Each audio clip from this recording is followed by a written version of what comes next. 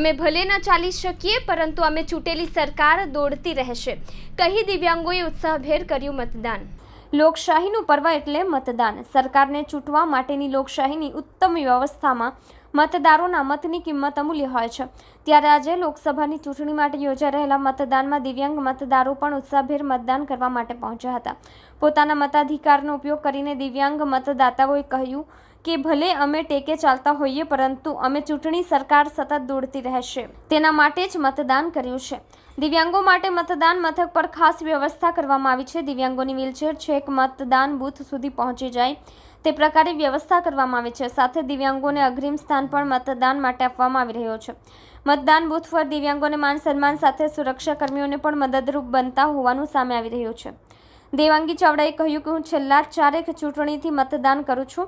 હું દેશ માટે મત આપી રહી છું ત્યારે મારે એક જ સંદેશો લોકોને આપવો છે।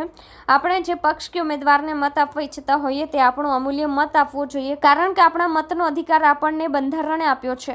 આપણે શરીરથી ભલે અશક્ત હોઈએ પરંતુ સરકાર તો સશક્ત ચૂંટવી આપણો અબાધિત અધિકાર છે। જય સુખભાઈ ધનજીભાઈ રામ।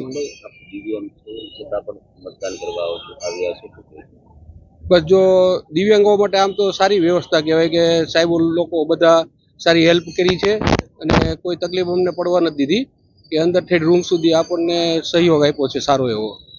આજે મતદાન છે, લોકોને શું અપીલ કરશો?